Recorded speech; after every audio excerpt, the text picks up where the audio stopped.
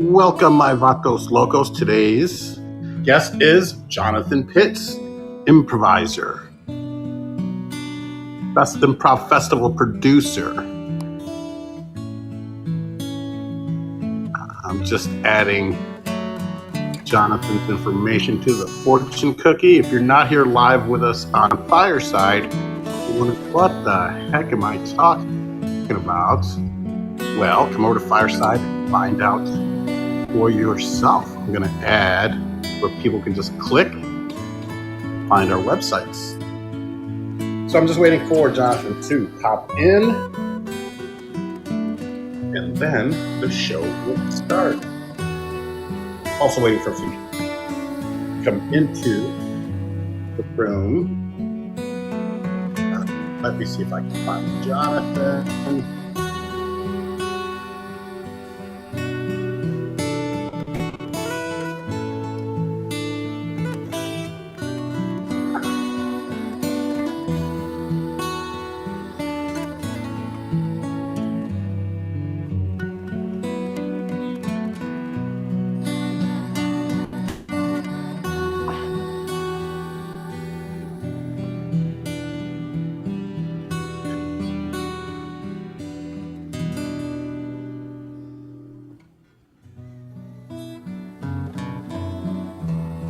There you are, my friend. I'm going to invite you up, and then I will turn the music off. We just recorded here, so sometimes people pop in and out. We'll invite you to video, and I will also go on video, so you don't feel all alone.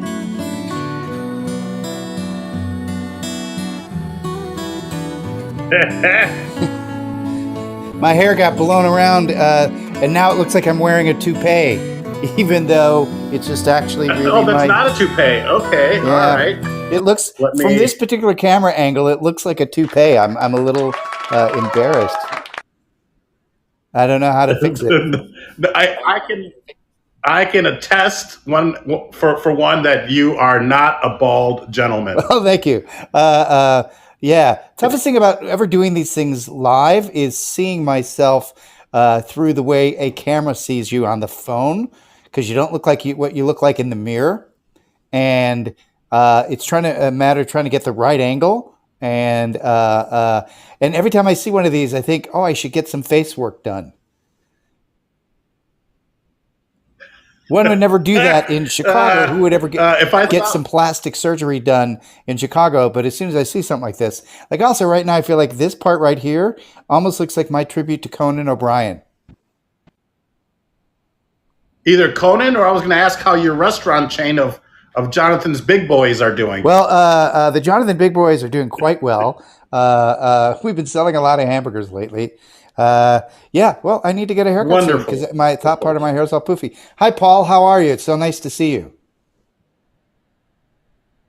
Jonathan, I'm wonderful. Thank you so much for taking the time to do Paul Vato Presents. I'm so excited to chat with you for a little bit.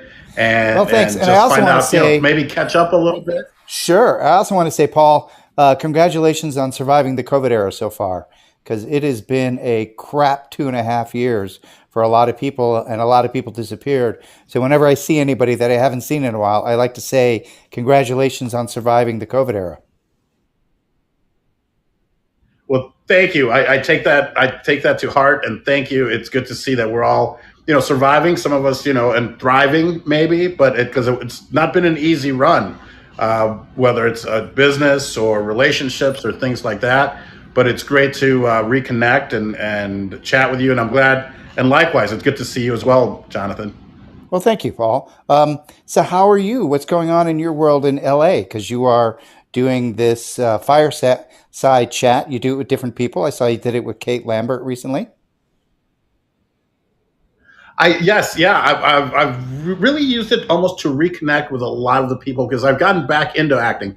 I'm actually in Las Vegas, where I've been for the past 10, 11 years. I met a casino owner, and he wanted somebody to sell him cigars.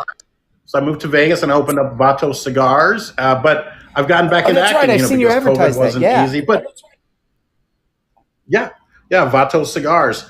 But I I was still acting in Vegas. I did. I had a small part in a Nicolas Cage and Elijah Wood film called The Trust, where I get to yell at Nicolas Cage in Spanish, and I And you got paid for that get too. A off lot my of people dock. would have done that for free just to be able to yell at him in Spanish.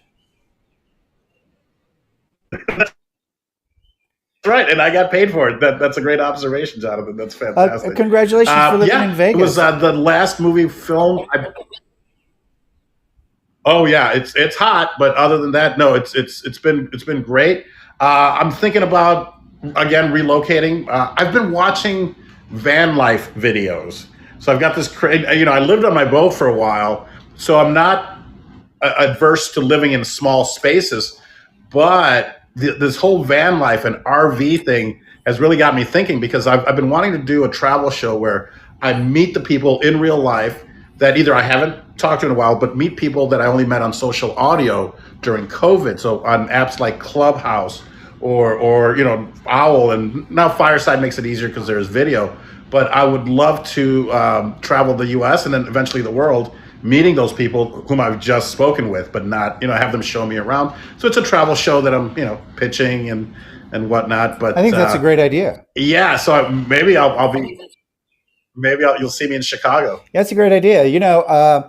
Are I've you? thought about living on a boat because I remember when Fred Kaz, the former Second City main stage piano player, famously lived on a boat both in Chicago and Michigan and later in Los Angeles for the rest of his life. And when I've been in England, I've seen people living in boats. And when I was in Amsterdam, I saw that people were living in boats.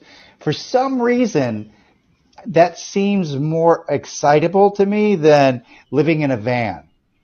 And I don't know if it's because of all the old Well, SNL stuff with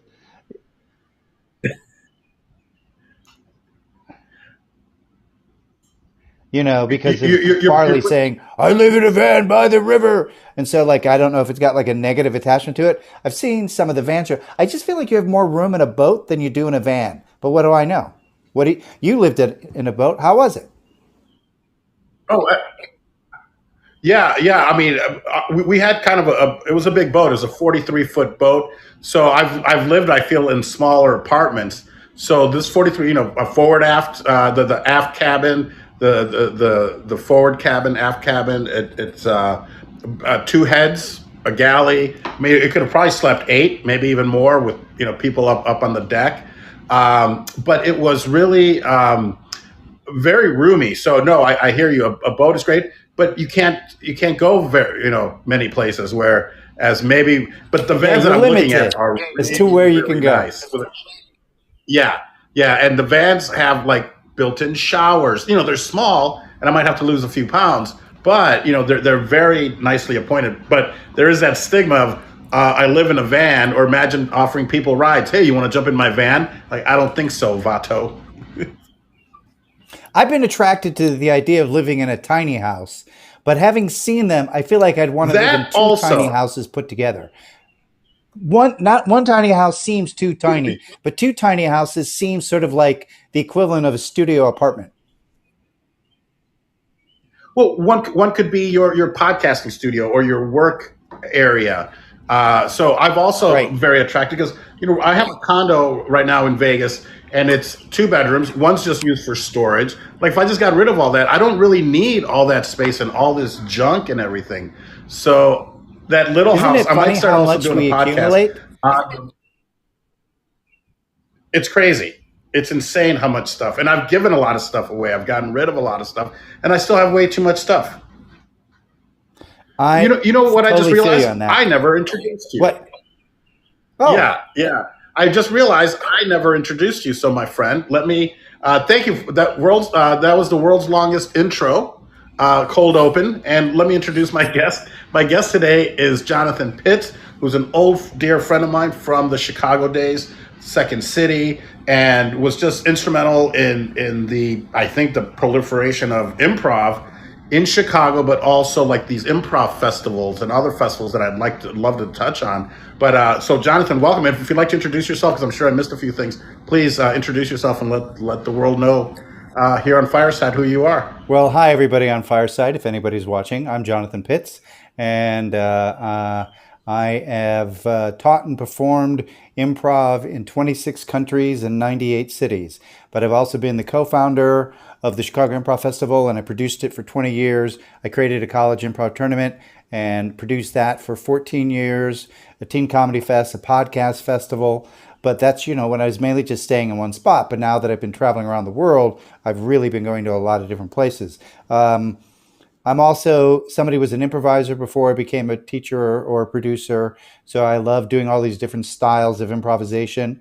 And then I guess the only other thing to say is I also do storytelling. So there's that. And I'm really glad to be here. And it's great to see you again, Paul. And it's really interesting to see what people know of me from when they know of me. Because there are some people who only Right. know me as the producer of the Chicago Improv Festival, so they know me in a very different way versus the people in Europe who only know me as an improv artist. And so it's just, or the storyteller folks that only know me for storytelling. So it's sort of like, yeah, so that's it. That's very interesting. And it speaks to the phases and stages that most of us go through in life. And that's why I can totally relate to what you're talking about because, by the time you get to be our age, we've accumulated a lot of stuff, just actual stuff. And I've been working to get rid of, through donating, a whole bunch of stuff. And in, a lot of times taking photographs of it if I want to have a memory of it, but I don't want to keep it. And I've been trying to get rid of stuff, and I've already gotten rid of because I had when I was traveling around the world, I didn't have a place to live because I was traveling around the world so much. It didn't make sense to pay for an apartment, that I wasn't going to be at 9 months out of the year. So I put everything in storage, and I had 2 storage units. Now I have no storage units, and I'm down to living everything in one bedroom. But I still have stuff left over from my mom, who died almost 10 years ago, that I have to get rid of. And then I've gotten rid of like over 20 boxes worth of stuff in the room that I'm using for storage, but there's still more to go to. In my 20s, I used to live light enough that I could travel anywhere with three carloads, like a hatchback carload. I could fill it up 3 times and be completely moved. And I have found traveling around the world that when you're on the road, you want less stuff. Whereas when you're home, you want more stuff.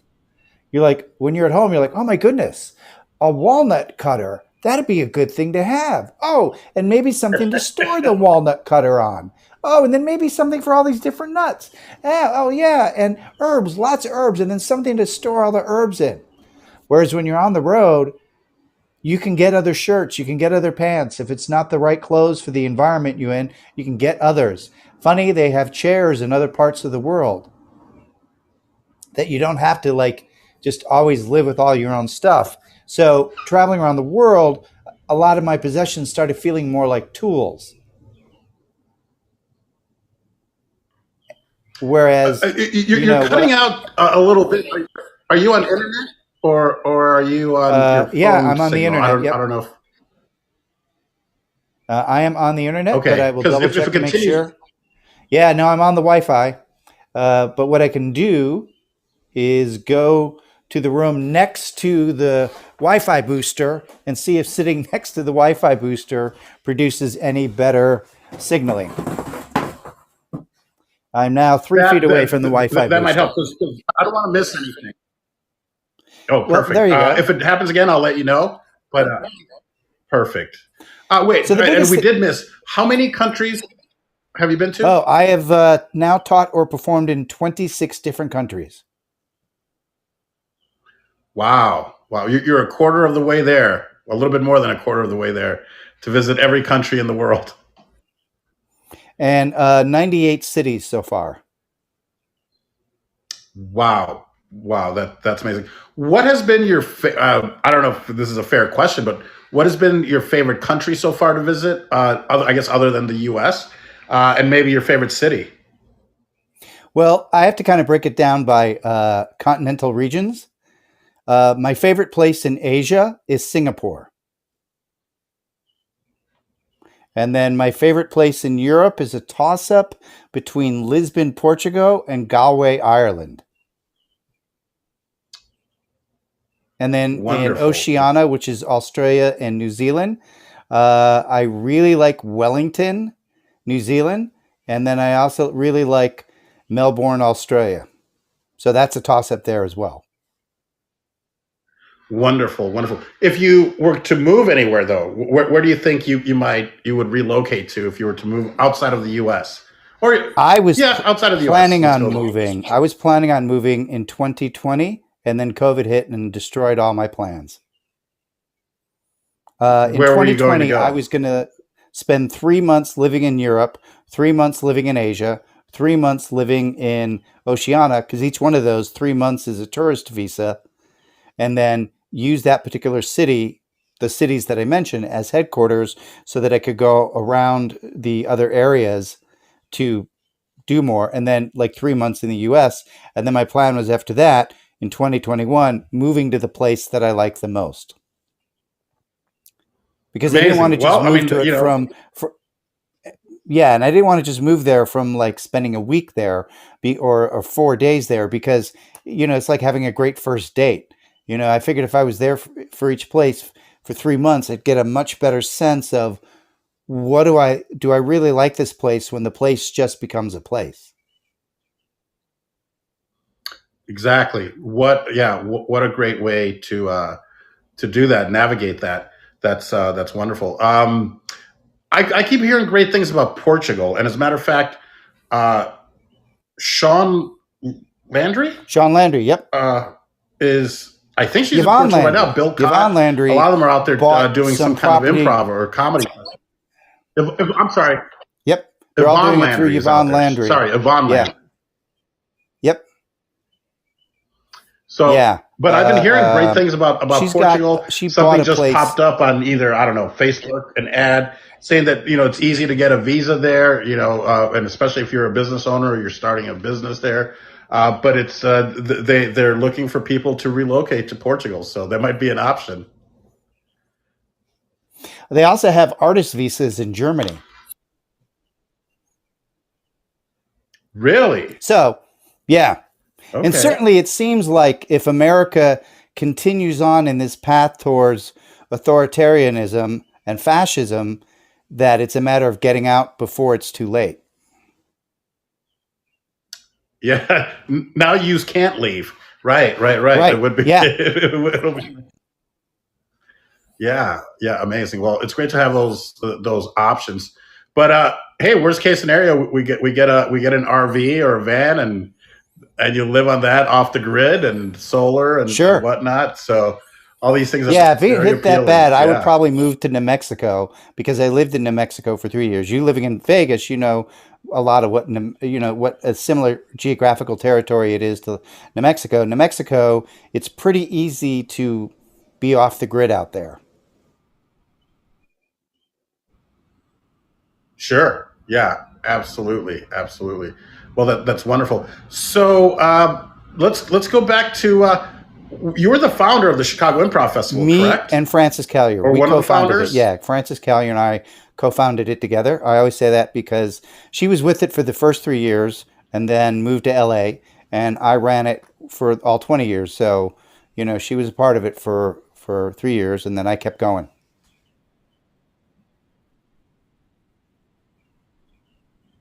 Amazing, amazing. You're. I think you're still breaking up a little bit. I don't know if would you mind switching over to phone? Would that be doable or no? I could. What do you mean by switching over to And I'll cut this out to your phone internet. Do you think that would help or no? Sure, let me try that. If it does, and I'll cut all this out when I upload it as a podcast. I just want everyone to hear All right, everything so I'm that you're now on the saying. phone internet. Unless it's Uh, my phone, maybe. well, I'm on the phone internet now, and no longer the Wi-Fi. So, now I'm at T-Mobile, so maybe it picks up better. I think so. We'll see. We'll see if it breaks up again because it could also be a fireside issue. I don't know, but wonderful, wonderful. So, and then all these other festivals that were they all in Chicago? Like the youth? You had a youth improv festival. What other festivals Yeah, did they you? were. They're all in Chicago. There was like one festival that I did in Three Oaks, Michigan, that I helped put together some shows for. But otherwise, it's pretty much only been there. And I helped create a improv and storytelling festival that takes place in Galway, Ireland. But that's been something I've done in the last 2 years. Wonderful, wonderful. How did COVID affect you? Were you still able to either? And do you teach? Do you coach? How were you able to then survive during COVID? Were you doing things online or via Zoom and things like that? Eventually, I started doing things online, but at first, it just shut me down completely. I didn't make any money for 8 months, so I was living off of savings because it wasn't. It didn't make sense for me yet because I didn't like the way a lot of improv looked on Zoom. So I didn't know how to teach it on there. With time from looking at other people doing it, I figured out how to do it. But even then, most of the people I've been teaching are more like voiceover actors rather than people that want to do improv. And but the biggest thing was that shortly after everything shut down, I was also given a diabetes diagnosis by my doctor, and so I spent the next 4 months changing my diet, changing what I was doing. Because back then, if you had diabetes, and I was considered obese at the time, and I had high blood pressure and enlarged prostate, that I was like the target child for death by COVID. Right, right. So, uh, especially back in the early days pre-vaccine, when they just knew who it was killing, because at the time it was killing more white men than it was other demographics, and so I spent. I thought it doesn't make sense for me to go out and get some kind of job when there's no vaccine, and I'm this susceptible to COVID if I have savings that I can live on until there's a vaccine ready, whenever that might be. But in the meantime, I'm going to work to lose the weight. I'm going to see if I can change the diabetes diagnosis. I'm going to see, what else I can do. I had prostate surgery, and they removed 70% of my prostate, not because of cancer, just because it was enlarged, which is a genetic thing. Um, and then I lost over 30 pounds. So I look more like the weight that I was when I knew you. I'm basically the exact same weight as to when I was when I knew you. And so I lost the weight. And within 4 months, I went from diabetic to pre diabetic. And then 4 months after that, I became just a regular diagnosis. So I really felt like in a lot of those 8 months, I was working to save my life so that if COVID got me, it wouldn't kill me. Got it. And in January of this year, I got COVID and I was sick for about 2 weeks. Uh, um, but it didn't kill me, but it did there. And it doesn't appear to have had much long term things, but it has put me from normal range on the diabetic level back to pre diabetic. And, it's one of the weird things that COVID, there's a real strong relationship between COVID and diabetes as far as like people not having diabetes prior to getting COVID and then getting diabetes. It seems to be one of the things that happens, or that people are pre diabetic and didn't know it. And then COVID really pushes that rate to a much higher place, closer to be diabetic or actually being diabetic. So I'm now back to trying to battle back down from the pre diabetic back to normal. But if I had not done all those things and I had gotten COVID, it would have killed me. So I was right Wow. to be as concerned as I was, and I spent a lot of that time uh, living in different places because I didn't have a place to live. So I was staying in Airbnbs, occasionally people's houses if they had like a spare bedroom, but they weren't going to be there. I stayed in an extended stay America for a while because they had a kitchen, and a lot of it was I was betting on the AstraZeneca vaccine coming through sooner than it did because my friends in the UK were saying this is going to be ready in the spring of 2020. Oh, now it's going to be ready in the summer of 2020. And each one of those things, it would have been ready faster than the American ones. And so I would have just gone over to England and get it.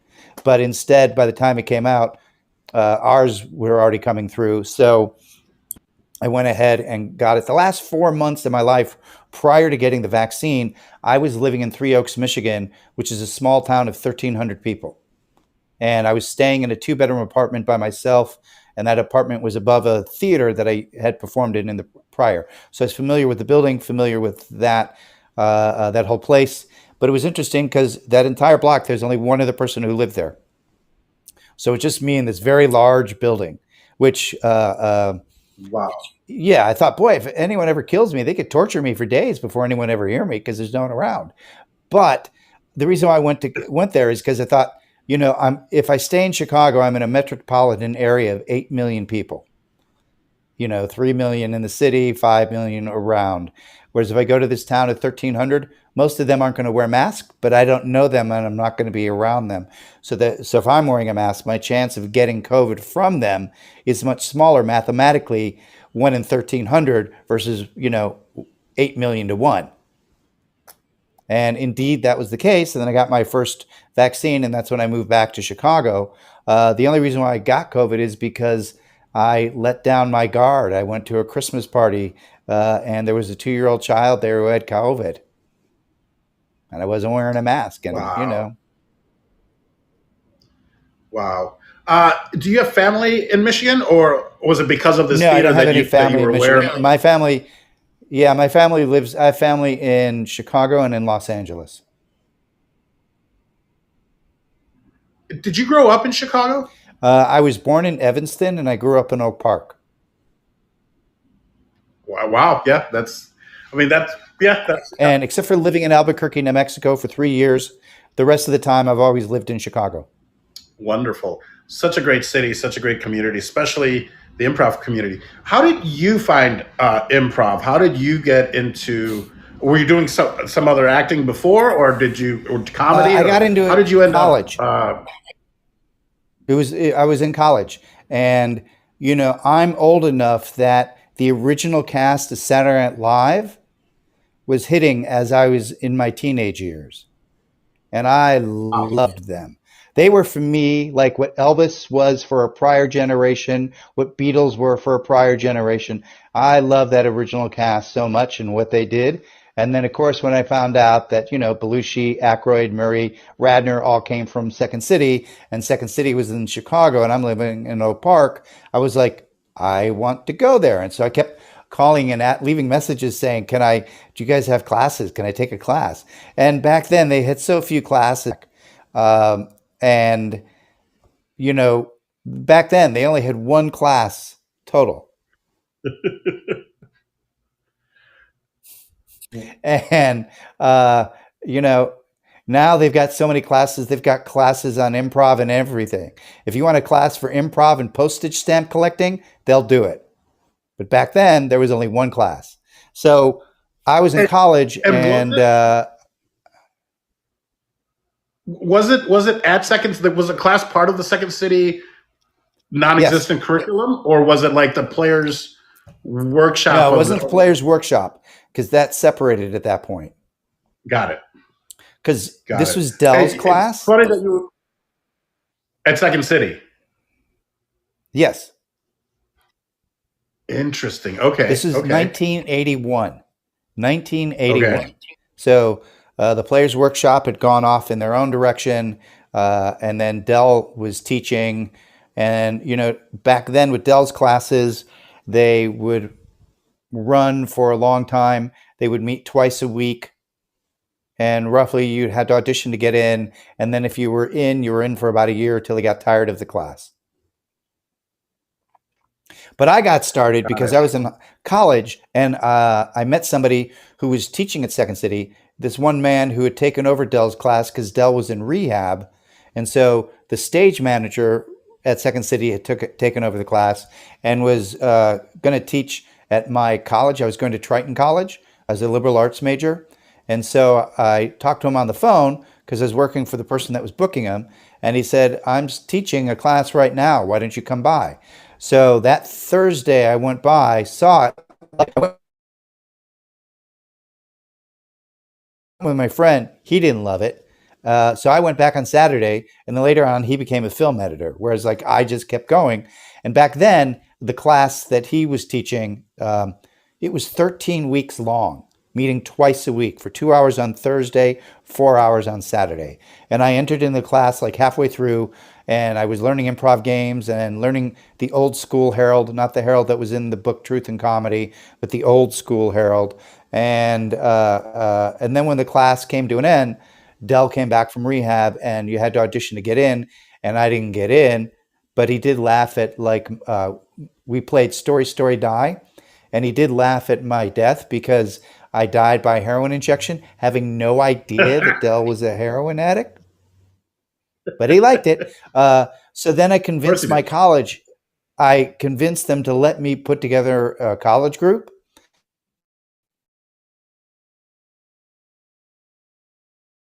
For extra credit. And that became my semester's extra credit internship. I put together a group with 8 other people. It was 5 women, 4 men.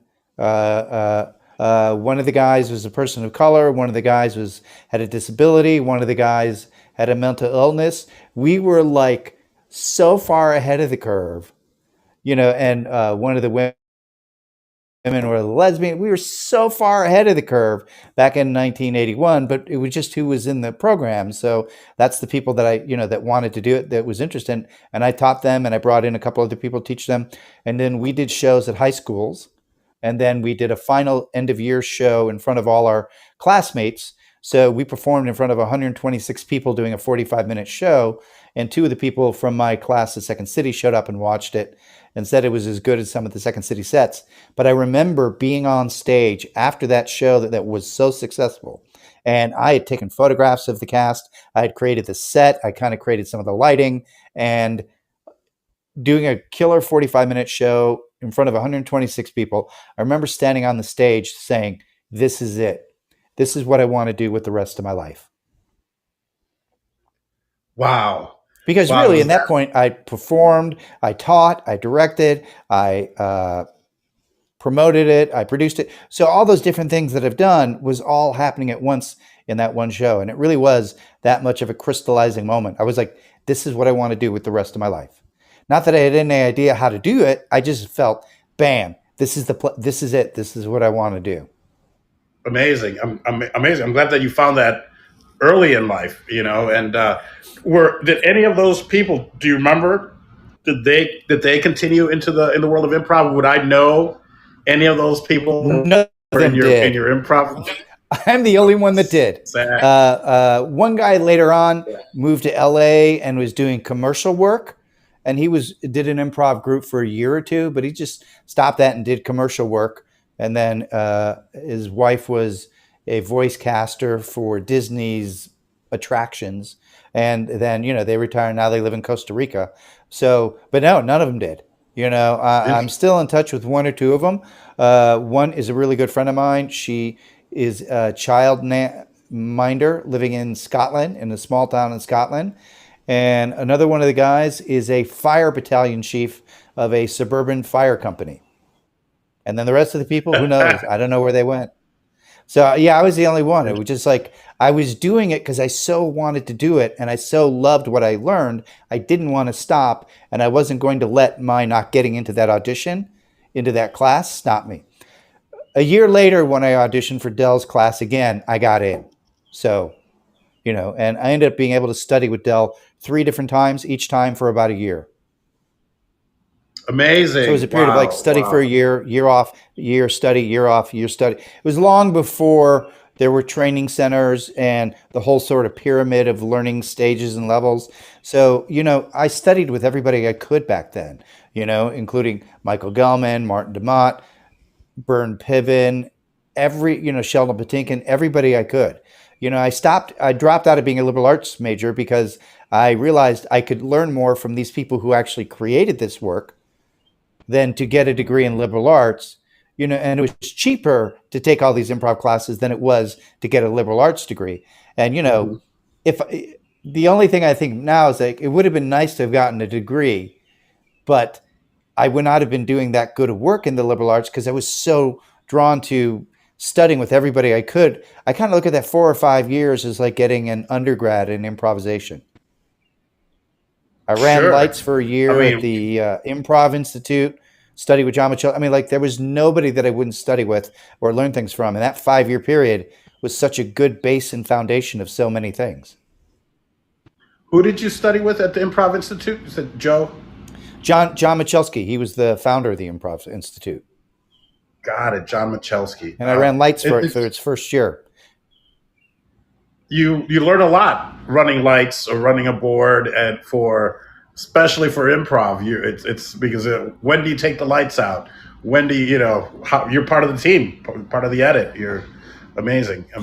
Right. And with with the Improv Institute, they had lots of different lights, so it wasn't just all white lights. So I could light up different areas of the stage at different times and in different colors based on the mood and energy of what they were doing. Does anyone else do that? That seems like I'm sure my experience is other people do that in other parts of the world, but most of improv in America, specifically in New York, LA, Chicago, is all white lights, lights up, lights down, which is still its own skill. But I really loved being able to use different colors, different lights. That's why with the Chicago Improv Festival main stage, I would always make sure we had as many different lighting options as possible so that we could even have a spotlight left, a spotlight right, a spotlight center, be able to do different kind of lighting looks so that you could have different moods and feelings and really make it look very theatrical. When did you end up at the Second City then? Besides studying, but then more in I guess business capacity. How did you end up there? Oh, before I forget, there's a photo of me with Dan Aykroyd. You mentioned Saturday Night Live earlier. It's actually Dan Aykroyd's birthday today. So happy birthday, July 1st. Happy birthday, Dan Aykroyd. Thank you for being an inspiration. He definitely is. That must have been so amazing, though, to have been there really at the birth of Saturday Night Live and in your formative years, like you said, like the Elvis, maybe the Justin Bieber of today, but these heroes that they're our heroes. But you were there. I mean, I was I'm a little bit younger, not much, but a little bit. So for me, it took me a while to discover them. But when I did, it was like, oh my God, it was life changing. But I remember when. And I also loved SCTV because here in Chicago, SCTV came on right after Saturday Night Live. I had the pleasure and honor of interviewing Chris Kloos, who was one of the writers on SCTV when they won that Emmy back in maybe '82. So if he was one of my first interviews a couple months ago when I first started this podcast. So for those of you that are listening, check that out. And we discussed the early time with SCTV and all that, and the connections, and how actually Dan Aykroyd was instrumental in the development of Chris Kloos's career. He's got a great story about how he randomly met Dan Aykroyd literally on the street after they'd been to Saturday Night Live to hand in their writer's package. They're like, no, we're going to throw it out. We don't look at anyone's packages. And there's this whole story. So it's very interesting. It's such a great story. And it's funny how one person can change the trajectory of your life. And then it's somebody like Dan Aykroyd, who's such a nice guy, and it's his birthday today. So I'm glad that came up. Did you meet Dan through cigars? Did you end up at second? Sort of. No, I did not. We connected later in life through cigars because he's in the vodka business. So I would trade cigars for Crystal Head vodka. But I met him at Saturday Night Live when Horatio got hired in 97, 98. So Horatio was nice enough to invite me, and I think Keith Privet and maybe Nunez went. And I think maybe that was it. We were invited out to his first show at SNL. And so we went. We were like, yeah, we're not going to pass this up. Cameron Diaz was the host. Smashing Pumpkins were the band. And they did a sketch. Do you remember the the Night at the Roxbury guys? Will Ferrell and Chris Kattan. I remember that. So they were doing a sketch, and it was not going well. And you can feel it. The audience feels it. Everyone feels it. We're all there almost feeling bad for him because the sketch isn't going anywhere. And then they really tricked everyone.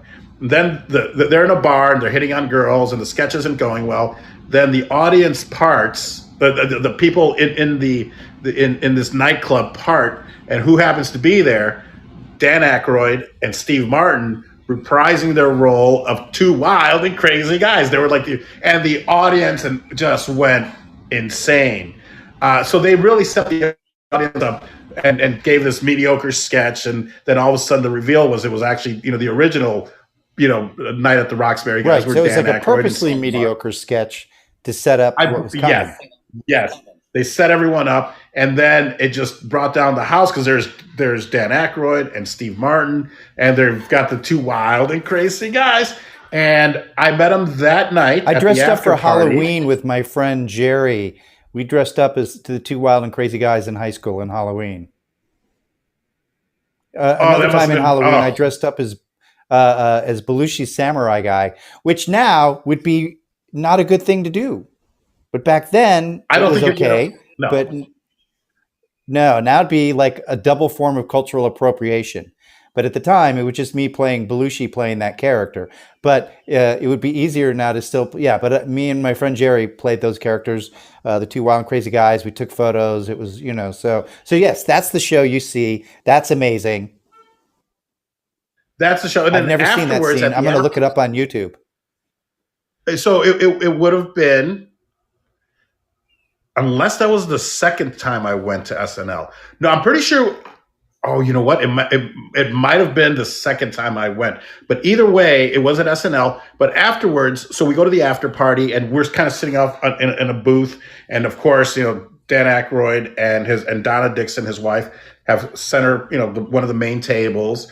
And, we're very respectful. We weren't saying anything. He gets up to leave, and he kind of waves me over. So I come over. He goes, we barely opened this bottle. We didn't even have a glass out of it. Would you guys want this bottle of wine? And would you like our table? And I'm like, yes, we would, sir. Yes, sir. So he gave us his table. He gave us a bottle of wine, and I think the drinks were. It's an open bar, so we were already drinking. And then years later, ran into Dan Aykroyd again. My friend Big Daddy Carlos, who owns a restaurant in Hollywood called the Velvet Margarita Cantina, where they have a drink called the Velvet Vato, kind of reintroduced us because Dan was doing his Crystal Head vodka, and I kind of told him the story. And his wife Donna Dixon was there again, and she looked at my wife, and she was kind of like, "Wow, you done good for yourself." And I was like, "Thank you." And they kind of went on. I was like, yeah. So did Dan. Dan also did well for himself. Yes.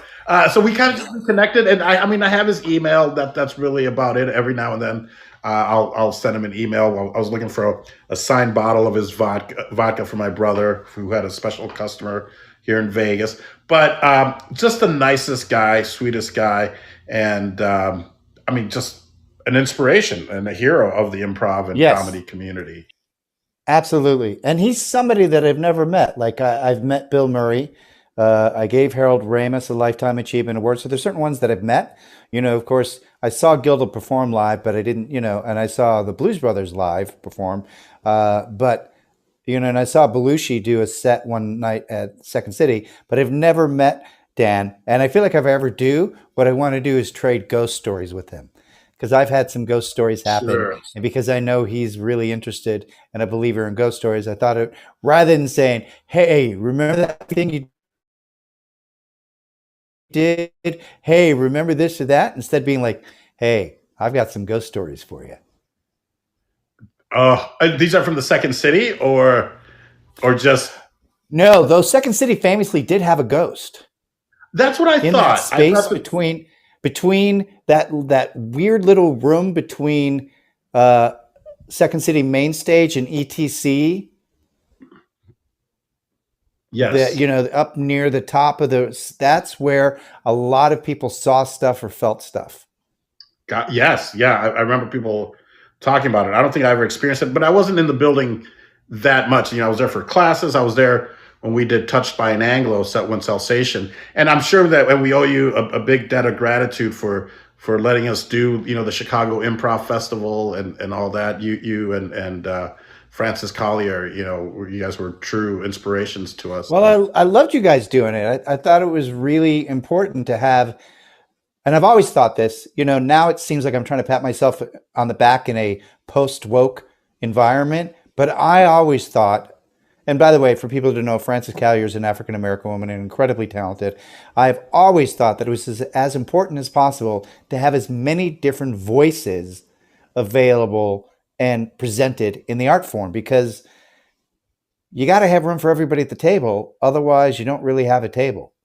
100%. And you know what? And I I can don't know if attest to that that. metaphor works. Yeah, no, I can attest to that. That you guys have always been in the forefront.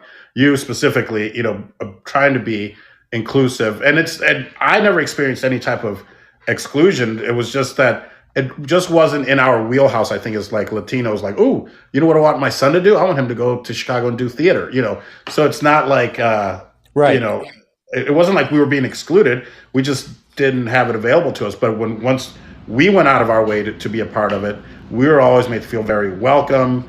And and to be a part of the Chicago Improv Festival was huge, especially to a new group like Salsation. So thank you.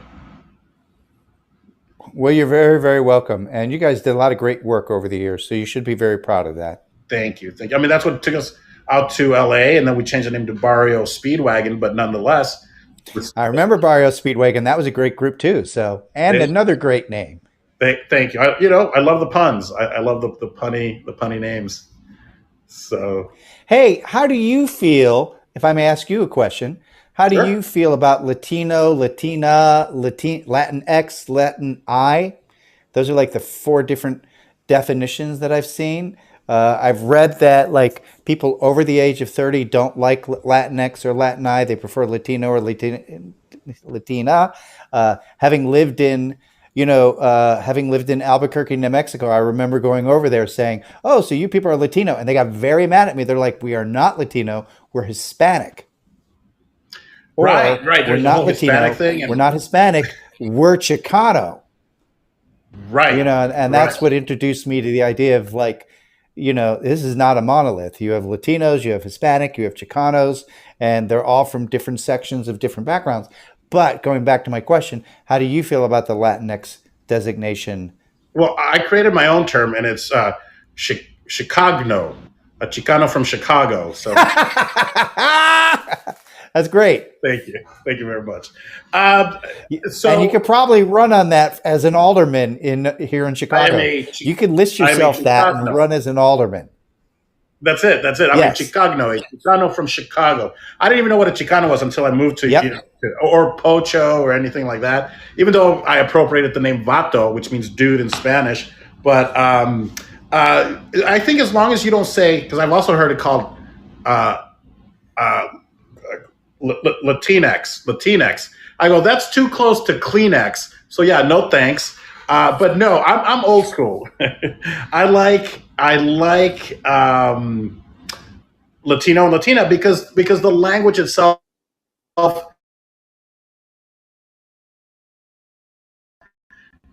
is male and female. So it's like you're literally telling somebody else to change their language and go, your language doesn't work. O's because it's actually Latinx or Latinx or Latin I, which I don't even know how to. It took me the longest time to even figure out how to pronounce it because I didn't want to appear foolish, so I just would never even say it. So I think I'm more old school Latino, Latina. I feel like we're like So great question. well, thanks. I feel like we're people just sitting there going, "You younger generations, get off our lawn with Get your off our redefining lawn. terms." And sometimes it's not even the Latinos that are going Latinx. It's white people going like, you know what? You guys are Latinx. Like, you can't. So I think most Latinos are like, no. And some of them are like offended. There are people on this platform, I don't know if they're in the audience right now, but that are offended by the word Latinx. So yeah, I guess I'm just old school, and I have respect for language, and I try to use it correctly. So I don't want to impose that on the Spanish language and go, well, now you got to change from male and female to this Latinx thing, just to not insult people. So I don't know if that's the right answer, but it's my answer. Well, yeah, that's just curious because since you are Latino, that I thought I'd find out how you felt. Not to presume anything. And generally having worked with lots of different people of different demographics and different ages, I find it's easiest just to find out how they want to be called and then use what they use in their environment and not necessarily presume that what they want to be called in their environment is what other people want to be called in other environments. God, I just like to go, what are you? Sure. Yes, there's that, right? There's that. What are you? What exactly? What? How do I refer to you? Yeah. That's that's. But I for one, I can attest to your sincerity and not the fact that you're just jumping on this bandwagon. My goodness, in '81, you basically had a group you could have called One of Each because you had one of each. That's funny. I remember. I also. Remember, oh, go ahead. I just real quick. I just remember that when we first started Salsation, we were trying to come up with a name, and I suggested mostly brown because I know that not all Latinos are brown, but it didn't work. We went with Salsation, which was a song off the Bee Gees album. But I thought mostly brown would work, and I thought landscapers was a little too on the nose. So right. Well, like you said, you got the good puns. Thank you. And, sorry,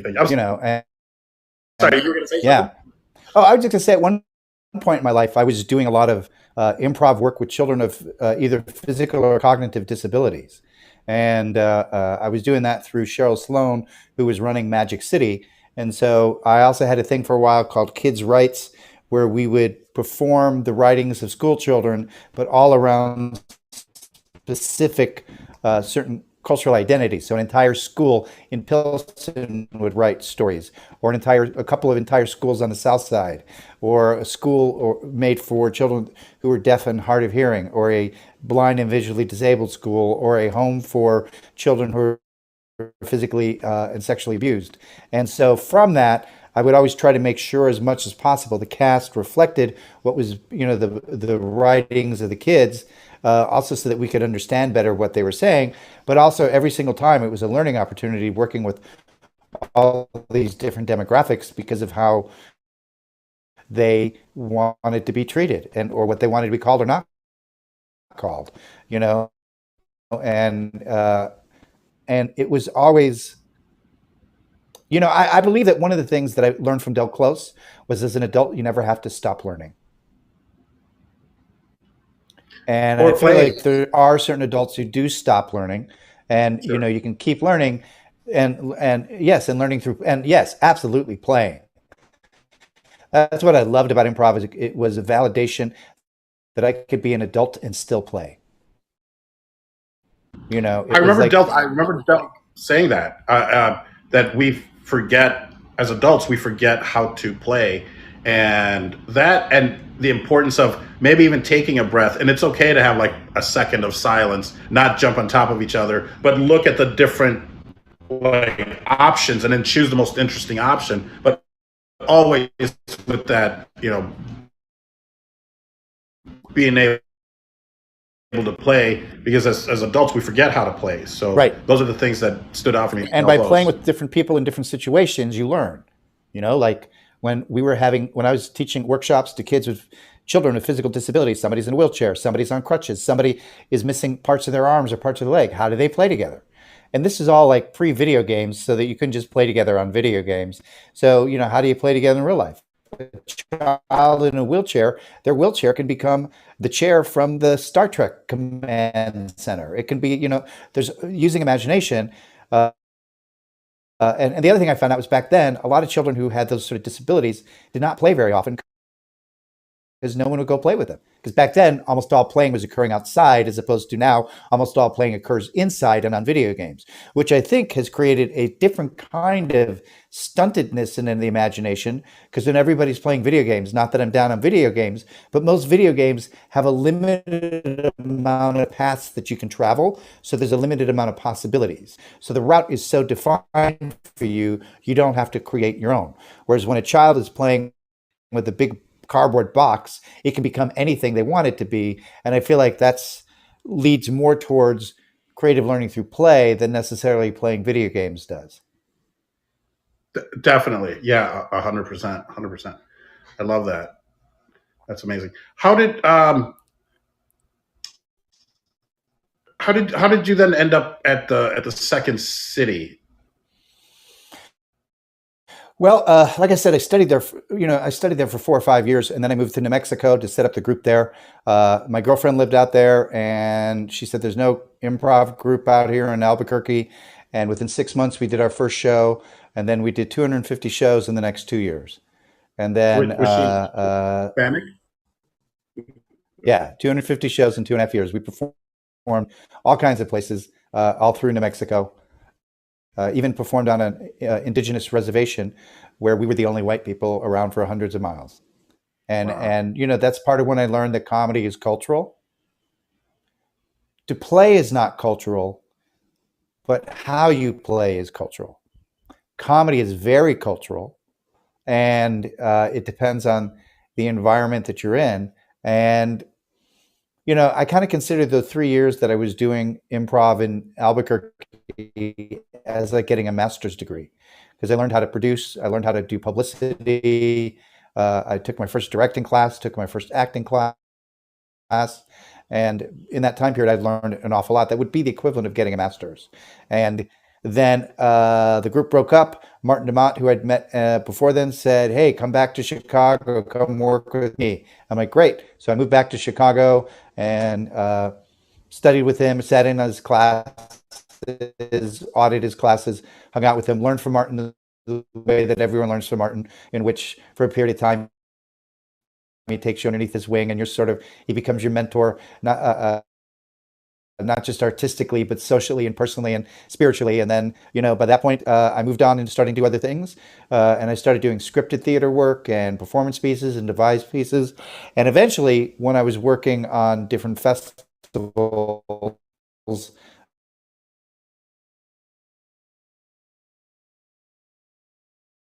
um, because I got my start in festivals by Pete Salins' wife, Jane Salins, and I got in there as a production intern. And in 1990, and I worked with all these different people from all over the world, and that's when I fell in love with international work and international theater, and saw how many different ways there are to do things, and that the limited of creativity is not limited for what you see as your own limitations. You don't even have to be limited by language if you don't want to. So it's the act of creating together that creates something. And then I finally got my first chance to start running a festival when I was the theater and performance curator for the Around the Coyote, which I did for 7 years. If I remember correctly, I think I had Celsation perform at the Around the Coyote. I think That you guys are in may that have as been well. that may have been our first one when I remember seeing that in your bio and going like, oh my, I think that's the one that motivated us to put together a submission tape. I think maybe we needed to put together. But I think that was our first festival. So thanks again. Thank you again. Well, you're welcome for that. And that's also when I How learned did something interesting is to say that just because you tell people you're inclusive and everybody's invited, it doesn't work. You have to go let people know that they're invited. You can't just put up a sign on your door yes? saying we're having a party, come in. You have to put out notice, and not just on your block. You have to go to where people are in order for them to know that they are truly Wonderful. invited. How did And that's how you can, because the show that you were a part of, was it in a church or was it in a loft space? I can't remember which year you were in. I don't remember. Was Well, it if the it was a church church? space, What? if it was a church space that was converted, I converted it, and it was also on that group as an African American theater company that performed, an Indigenous American theater company that performed, a deaf theater company that performed. You guys, and then like an all lesbian group, and that's because I was like, okay, I'm going to put them all in the same spot, not to ghettoize them, but to create a larger centrifugal force of audiences moving in and out. And that's how it expanded beyond just European Americans doing artistic performance pieces. If it was in the loft space, there was a performance art movement band that was on one side. There was an improv group in the somewhere else, and there was a puppet group somewhere else, and then there was a performance group that destroyed the material. I think you guys were at the church, but I think because I I'm think I think remembering it was like, Yeah, I think we're at the church, and I would have to ask either Amr Arboleda or Ramon Charias, because these guys have this memory that they remember everything, and they're Ramon's kind of our historian. He's writing a book for the 25th year anniversary of Salsation, and they're still together. Salsation is still together, which to me is amazing. That improv groups last 3 months, 6 months, a year, 2 years, yeah. so. So we did something special there, and you were definitely a part of it, and it's inspiring us and motivating us because we didn't know what we were doing, but then to be allowed to be a part of something like this was great. So thank you. Well, again, you're very welcome. But Thank yeah, you I'll for have bringing to ask that. your voices and who you were to it so that we could have a larger situation. So that's when like I said, that's when I learned if you want to be inclusive, you can't just say our doors open to everybody. You have to go find the people in their neighborhoods and let them know. So, I got a lot of, and that's how I ended up getting training to get people from around the world to come to the Chicago Improv Festival because I was used to going, what would I like to have here that I don't have? I'm going to reach out to them rather than waiting for them to come to me. Well, I seem to remember for the Chicago Improv Festival watching people from Japan. There was a group called Yellow Yep. Man Group, Love which that group, didn't. right? I mean, it was all physical because we don't speak Japanese. They don't speak English, really. They probably did, but they did. They improvised physically, and it was amazing. I remember the people from Auckland, New Zealand. I remember, Yep. you The really Improv brought in Bandits. people from all the improv bandits, of course, of course. So that was amazing to see that, and then kind of realizing how much smaller the world was getting, and especially through improv, just to go like, oh my God, they know the base, they know yes and I could go anywhere. I remember traveling maybe in the late '90s also to Spain and seeing that there was somebody doing improv there, and I didn't get a chance to go see it, but I was like, oh my God, they're doing improv here in Barcelona or in Madrid at the time. Like, wow, so it was very eye opening. And you're right, you were just very inclusive. To go back to around the Coyote, what Sure. did the name mean? I always wondered what the name meant, or how you came up with it, or what it meant. On North and Damon, there is a building that is like 15 stories high, and that is actually called the Coyote Building. And for a period of time, it was the tallest structure outside of the Chicago Loop. It was the tallest building in Chicago outside of the Chicago Loop. And for a period of time when it was made, because it was right across the street from the Flatiron Building, so it was around for a long time and it had gotten a certain historical significance. And that building was called the Coyote Building. And when they first started doing that festival, which was different artists showcasing their art by opening up their studios, the general territory of the festival took place around the Coyote. Okay.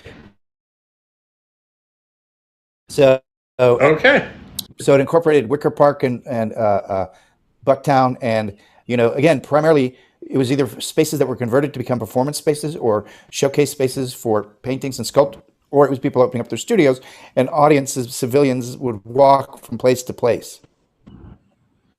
Got it. That makes perfect sense. All right. And now I know. I always Yeah. wondered. And maybe I knew it back then. I don't remember. Well, Probably because you're like, not. there's no But coyote. What are they talking about? I don't see a coyote. you're like, I had a coyote when I was in New Mexico. That was my pet. So Right. it was named Yes, after. exactly. One thing I want to share with you is that Yeah, I believe that to play is a divine right of being human. I love that. To play is the divine right of being human. Yeah, Yep. that's wonderful. And Thank it's you, one of the Jonathan. first things that people who push fear try to take away from you. Yeah, yeah, that's so true. That's so true. So it is our divine right to play. Yep. Love it. It is Jonathan, innate in us as a human species. amazing, amazing. Jonathan, thank you so much for spending some time. I would love to continue this conversation. I mean, we can keep going now, but or I would love to have you Let's back. do You it know, another depending on time. your time, because Let's do it another time. I Maybe would when love you're in that. your van. That's part of if I do the van, I want to make it a podcast studio. I want to make it a audition studio, so it'll have good lighting. I can just turn the lights on and submit an audition, and I'm like, yeah, I can be there tomorrow. You know, I can drive to LA tomorrow, or if I'm on the East Coast, I can just I'll fly there if I get the gig. And the time is right because almost every audition that I do, every audition that I've done in the past 2 years has been via Zoom, via the internet, tape it, send it in, and callbacks are on Zoom. So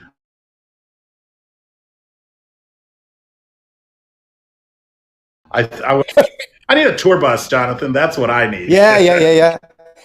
Oh, here, renting hers. Yeah, yeah, yeah. So Jonathan, I have so many more questions, but I would love to continue this at another date, and Absolutely. even if it's Another just date? a regular thing. Absolutely. And one more Yes, thing, a sir. Yes. suggestion for you.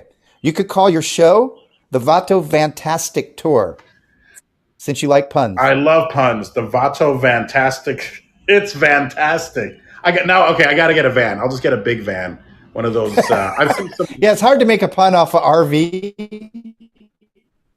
Well, I was actually going to do a cigar V and travel the country selling cigars That out would of work. Cigar There V. you go. So maybe it'll be a cigar V for this fantastic life. I don't. That's wonderful. Well, Paul, it was so great to see you again. So great to talk to you. Thanks for asking me, and thanks for this opportunity. And I look forward to the next time we talk. 100%. Do you have? I think you've already given us your final thoughts about playing. But if you have any other final thoughts, and also where people can get a hold of you, I did put a link to your Instagram in the what's called the fortune cookie, Jonathan. If you look right below, there's a little fortune cookie. If you Oh, click yeah, on yeah. that, you can And I even right. see my website at jonathanpittsimprov.com. I'm sorry, Perfect. that's what I put. I put directly to your website, but you're also on Instagram, of course, and all that good stuff. Yes. So, And I'm on Twitter and I'm on Facebook. I'm not on TikTok. Well, I am, but I don't post. I just watch. you'll have to start posting. It's another great platform.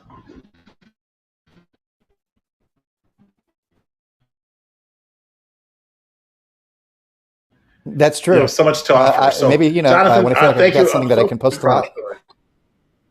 Yes, sir. Thank you. Thank you, Paul. And Take care of folks, thank yourself, you my guys so friend. much for Yeah, thank you very much. Oh, one Yeah. final thing for anybody who's listening, because you said if I had anything else I wanted to wrap up to. In improv, we get trained how to say yes and. Don't forget to learn how to say yes and to yourself. Yes, and To I love it, yourself. Jonathan. Say yes and to yourself. All right, man. Well, Right. that's it. We got to take care of ourselves sometimes first before I can take care of my scene partner. I got to come into the scene knowing things about my character. So that makes perfect sense. Say yes and to yourself and take care of yourself.